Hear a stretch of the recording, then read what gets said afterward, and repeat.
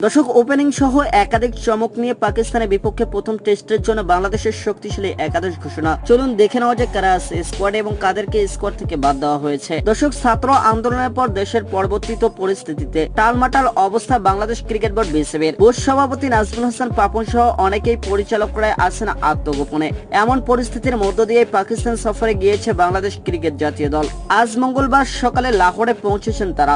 সেখানে পৌঁছা মাত্র ফুলের শুভেচ্ছায় সিক্ত হন নাজমুল হাসানের শান্ত বাহিনী। গতকাল সোমবার 22 আগস্ট হযরত শাহজালাল আন্তর্জাতিক বিমানবন্দর থেকে দুপুর 3:45 ফ্লাইটে পাকিস্তানের উদ্দেশ্যে ঢাকা ছেড়ে বাংলাদেশ ক্রিকেট দল কোচ এবং কোচিং স্টাফের সদস্য মিলে 18 জনের বহর যায় সেখানে। আজ লাহোরে পৌঁছানো বাংলাদেশ দলকে টিম হোটেলে ফুল দিয়ে বরণ করে নেয় পাকিস্তান। দেশের পরিস্থিতিতে বাংলাদেশ দলের অনুশীলন তেমন করা হয়নি, তাই লাহোরে আগে ভাগে গেছেন ক্রিকেটাররা। এদিকে গত রোববার সন্ধ্যায় আসন্ন পাকিস্তান সফরে 2 টেস্টের জন্য দল ঘোষণা করেছে বাংলাদেশ ক্রিকেট বোর্ড বিসিবি। 16 সদস্যের দলে রয়েছেন সাকিব আল হাসান, ফিরেছেন মুশফিকুর রহিম। চোটের কারণে শ্রীলঙ্কার বিপক্ষে সর্বশেষ টেস্ট সিরিজ খেলতে পারেনি মুশফিকুর রহিম। প্রায় 5 মাস পর জাতীয় দলের হয়ে খেলার অপেক্ষায় মুশফিক।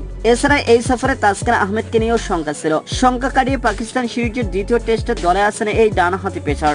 সর্বশেষ শ্রীলঙ্কা সিরিজের দল থেকে বাদ পড়েছিলেন ব্যাটসম্যান শাহাদত হোসেন। শাহাদত ছাড়া বাকি সবাই নিজের জায়গা ধরে রেখেছেন। দর্শক, পাকিস্তান পৌঁছে লাহোরে গাদ্দাফি স্টেডিয়ামে 16 আগস্ট পর্যন্ত অনুশীলন করবে বাংলাদেশ ক্রিকেট দল। এরপর 17 আগস্ট যাবে ইসলামাবাদে। সেখানে চলবে 3 দিন অনুশীলন। 21 আগস্ট রাওয়ালপিন্ডিতে অনুষ্ঠিত হবে প্রথম ম্যাচ, আর দ্বিতীয়টি মাঠে গড়াবে আগামী 30 আগস্ট। দর্শক, টেস্ট চ্যাম্পিয়নশিপের অংশ হয় এই সিরিজটি বাংলাদেশের জন্য বেশ গুরুত্বপূর্ণ। আসন্ন সিরিজের প্রথম ম্যাচে যেমন একাদশ নিয়ে মাঠে নামতে পারে বাংলাদেশ ক্রিকেট দল। চলুন দর্শক জেনে নেওয়া যাক। ওপেনার হিসেবে দলে দেখা যেতে পারে জাকির হাসান এবং মাহমুদুল হাসান জয়কে। অধিনায়ক নাজমুল হাসান শান্ত থাকবেন টপ অর্ডারে। মিডল অর্ডারে দেখা যাবে মুমিনুল হক, মুশফিকুর রহিম, সাকিব আল হাসান অথবা লিটন কুমার দাসকে।